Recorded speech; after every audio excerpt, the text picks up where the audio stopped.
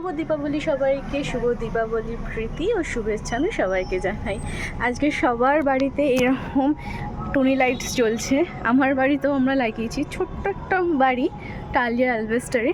তো সেখানে আমরা এটাতে লাগিয়েছি যাতে আমাদেরও ঘরটানো আলোকিত হয়ে থাকে। তো আমরা এটা করেছি। আর সব থেকে যে জিনিসটার জন্য আমি আপনাদের ভিডিওটা করছি সেটা হলো একটা জিনিস যেটা আমি এখনই করলাম, দেখাচ্ছি আপনাদের। ঢ্যাং মোমবাতি।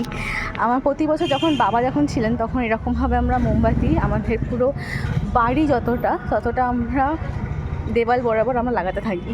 আমাদের বাড়িতে যাতে সব জায়গায় যেন আলোকিত হয়, সেই আলোকিতর জন্য আমরা এই মোমবাতি লাগাই। আর হয়তো অন্ধকারে তো বুঝতে পারছেন না, এটা হলো আমার বাড়ি। এটা হলো সেই জায়গা যেখানে দাঁড়িয়ে আমি কিছু ফটোস দিই। আর এটা হলো আমার বাড়ি।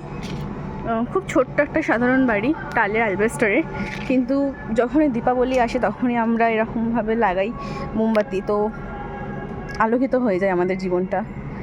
সব সময়ের জন্য না হলেও কিছুদিনের জন্য তো অবশ্যই আলোকিত থাকে। তো আজকে যেহেতু মায়ের আজকে আগমনী, বড় মা আজকে এসেছেন। দেখুন আমি বাইরের দিকে যাচ্ছি, আমাদের সামনের বিল্ডিংস।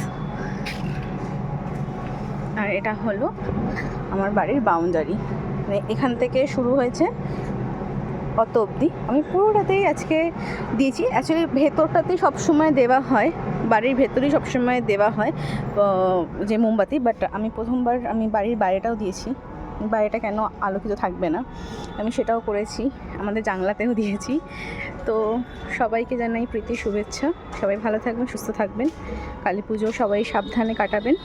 আর সবাই যেন সুস্থভাবে কালী পুজো কাটাবেন, ঠিক আছে? যাতে কোনো আঘাত না হয়, কেউ কোনো বিপদে না পড়ে, সেই হিসেবে কাটাবেন। চলুন দেখা হবে পরের একটা ছোট্ট ভিডিওতে। Bye bye.